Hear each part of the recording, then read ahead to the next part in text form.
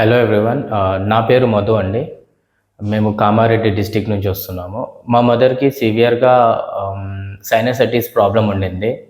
So, problem ఏంటంటే కనుబొమ్మలు ఉబ్బిపోవడం గానీ, కనుబొమ్మల నుంచి తలకు పెయిన్ రావడం, కంటిన్యూగా ముక్కు కారడం లాంటి ప్రాబ్లమ్స్ రెగ్యులర్‌గా ఉండింది. సో, మా వదిన ద్వారా ఈ డాక్టర్ హారిక మేడం దగ్గరికి మేము విజిట్ అయ్యాము. మేడం ఫస్ట్ ఇనీషియల్ కన్సల్టేషన్ తర్వాత సైనస్ రిలేటెడ్ ఒక సర్జరీ చేయాలని చెప్పారు.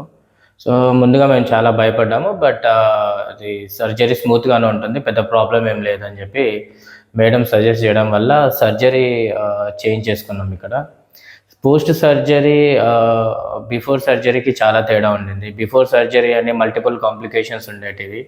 లైక్ చెప్పాను అంటే ముక్కు కారడము, కన్నుబొమ్మలు ఉబ్బిపోవడము, తల పట్టేసినట్టుగా ఉండడం, ఆల్ దీస్ ప్రాబ్లమ్స్.